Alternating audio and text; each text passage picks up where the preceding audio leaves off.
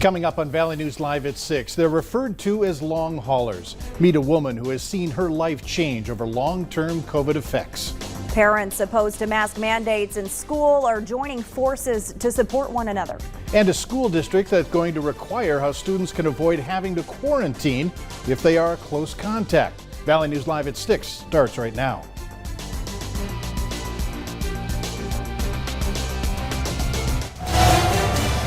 This is Valley News Live at 6. It happened to me. I'm your average, healthy 30-year-old female from Valley City, North Dakota, with a husband and 2 kids and a career. It wasn't supposed to happen to me, and it did. Good evening, everyone. Post-COVID syndrome, or long COVID, is what doctors are calling the long-lasting effects some people develop even after a mild case of COVID-19. Valley News Team's J.C. Dodd tells us the story of how post-COVID syndrome has turned the life of a healthy Valley City mom upside down. Before contracting COVID-19, Tanya Angeles says she didn't want to miss out on life because of the pandemic. My mindset was that life is too short to live in fear. In July, the Angeles took their first vacation as a family of 4 to the Black Hills. 2 days after getting home, My temp hit 103. I figured I better get tested. Angeles says she was shocked when her results came back positive for COVID-19. Okay, I'm going to have a mild infection like most people do my age, and I'll recover, maybe lose my sense of taste or smell for a while. But that wasn't the case. Painful blisters on my hands and my feet, and actually my elbows too, now that I think about it. Similar to hand, foot, and mouth. After her 10-day isolation period, Angeles says she was excited to get back to life and her job. Although I was tired, I could keep up, so I was happy. I figured I was on the road to recovery. But on July 27th, Angeles says her health took an unpredictable turn for the worse. I suddenly became extremely weak, all of my muscles in my body. I couldn't lift my arms very well. My hands weren't working. I couldn't walk without aid. My speech was very slowed and very slurred. My eyes were rolling in the back of my head. Since then, the mother of 2 says she hasn't had consistent relief from her severe neurological symptoms, putting her out of work for more than 2 weeks and now barely able to work 4 hours a day. Everything just went downhill. She lost her cognitive ability. She had trouble speaking, thinking. She had trouble with her motor skills. Angeles says her doctor performed many tests to rule out any underlying autoimmune diseases that could be causing her symptoms, but they all were inconclusive. He is much more confident in his gut feeling of post-COVID syndrome. Angeles says she is now taking recovery 1 day at a time. My goal is to one day say I am recovered from post-COVID syndrome. How long that takes, no one can tell me. In Valley City, J.C. Dodd, Valley News Live. Angeles tells us she did not get a COVID-19 vaccine. She says although she doesn't want to, she may look into applying for disability.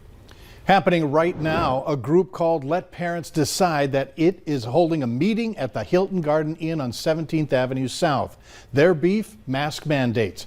It's going until 8 p.m. and it's an event offering support for Fargo, West Fargo, and Moorhead parents who are opposed to mask mandates in schools. Nishay Taylor of our staff is there. She'll give us a full report tonight on Valley News Live at 10. After you've watched the news and finished your supper, we suggest a few minutes outside. The evening looks to be as beautiful as the day has been. Let's get the latest from Nathan Hopper. Nathan? Yeah, Stacy, could not have said that better myself. Beautiful evening in store for us, so we can see those clear skies and that sunshine there. Our Grand Forks Home of Economy Skycam. Have the sunglasses handy if you are stepping out, though.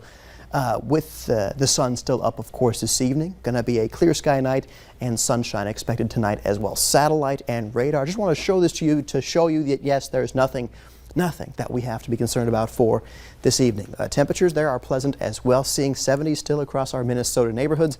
80s across North Dakota. 81 right now all the way in Halleck still at this hour. 81 there in Grand Forks. 79 in Fargo. Hottest air out toward Miles City, Montana. 91 degrees this hour for our friends out in western Montana. for this evening in Fargo. As we said, things beautiful and quiet, cooling into the 60s. A light southeast breeze will keep us a bit more mild tonight, though, than where we were last night. And in Grand Forks, also expecting quiet conditions. Temperatures there by midnight or so in the middle 60s. And again, seeing that wind shifting from the east to more southeasterly for this evening as well. But of course, that first alert weather day for Thursday.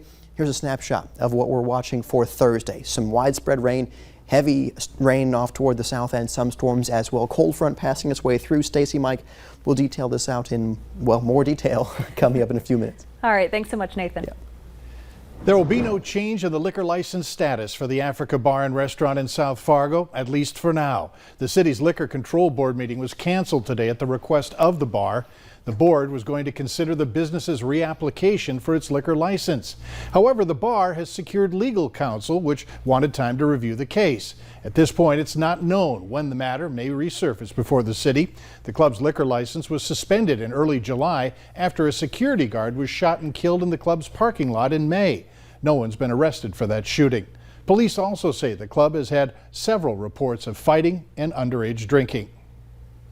New tonight at 6 in the Fargo Public School District. If your child is deemed a close contact of someone with COVID-19, in order to stay in school and out of quarantine, Fargo parents are being asked to provide proof of their student's vaccination for COVID-19 or have the student tested for COVID at least every other day. The district says if both contacts were masked at the time the student deemed a close contact is allowed to stay in school, provided he or she is asymptomatic.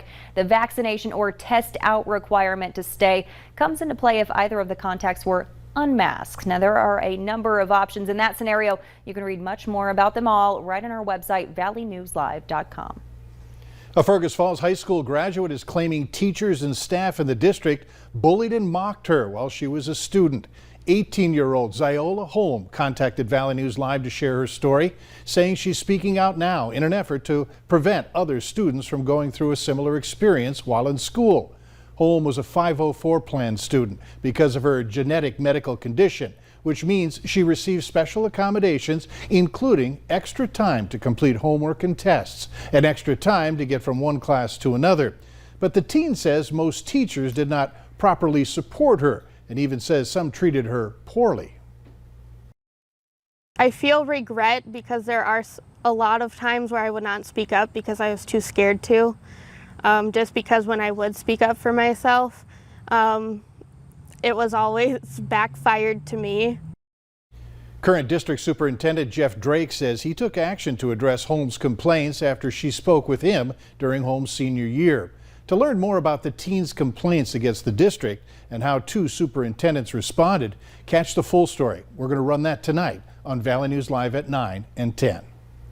Since the fall of Kabul, statistics show calls to veteran suicide hotlines have increased. With that in mind, North Dakota Senator John Hoeven is among dozens of senators who signed on to a letter calling on the Department of Veterans Affairs to develop an outreach plan to provide mental health benefits specific to preventing suicide among Afghanistan and global war on terrorism vets. That letter reads in part, as a country, we must keep the physical and mental well-being of our veterans at the forefront of our efforts, especially given the constant media coverage and disturbing images coming out of Afghanistan.